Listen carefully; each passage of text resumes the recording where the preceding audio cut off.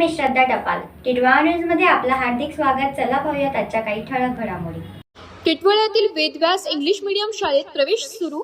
Vivekananda educational ट्रस्टचे Vedvyas English medium school व little Vedas Shri primary English या शाळेत सन 2026-27 या शैक्षणिक सालासाठी नो डोनेशन नो डिपॉझिट या तत्वावर ऍडमिशन सुरू आहे. सदर शाळेत play group, nursery, junior KG, senior KG grade 1ली ते 10वी पर्यंत वर्ग सुरू आहे. सदर शाळेत scientifical, technical, sports, discipline, art, education, human science यावर भर दिला जातो. तर विद्यार्थ्यांच्या शारीरिक, मानसिक, बौद्धिक तसेच आध्यात्मिक विकासाकडे विशेष लक्ष दिले जाते. सदर शाळेत मोजक्याच जागा शिल्लक असून पालकांनी त्वरित त्याचा लाभ घ्यावा. संपर्कासाठी शाळेच्या little Vedas pre primary school, Ganaraya society, Saibaba मंदिर जवळ, टिटवाळा पूर्व या ठिकाणी संपर्क साधावा किंवा शाळेच्या 98 92 22 30 46 या नंबरवर संपर्क साधावा. टिटवाळ्यामधून 5 कोटी रुपयांचे MDMA ड्रग्ज जप्त. पद्मावती रॉयल गृह संकुलातून महिलेला अटक केली आहे.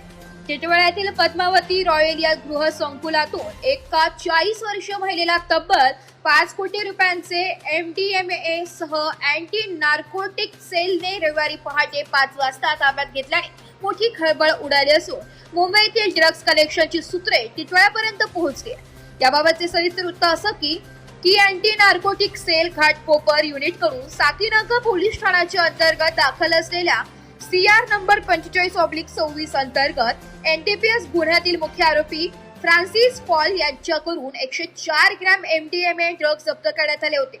पोलीस कोठडीतील तपासात फ्रान्सिस पॉल याने आणखी माल हा आपली पत्नी अश्विनी भगवान साठे उर्फ अश्विनी फ्रान्सिस पॉल वर्ष 40 या मूळ राहणार देहू रोड पुणे, सध्या राहणार पद्मावती रॉयल कॉम्प्लेक्स हिच्याकडे ठेवण्यात आल्याची माहिती पोलिसांना दिल्यानंतर पोलिसांनी तिच्या निवासाने छापा टाकून सुमारे 5,07,50,000 रुपये इतके किमतीच्या 4,056 एक्स्टेसी गोळ्या जप्त करण्यात आल्या. आरोपी महिला अश्विनी फ्रान्सिस पॉल हिला कल्याण येथील न्यायालयीन दंडाधिकाऱ्यांसमोर हजर करून अटकेची प्रक्रिया पूर्ण करून तपासकामी मुंबई येथे नेण्यात आल्या.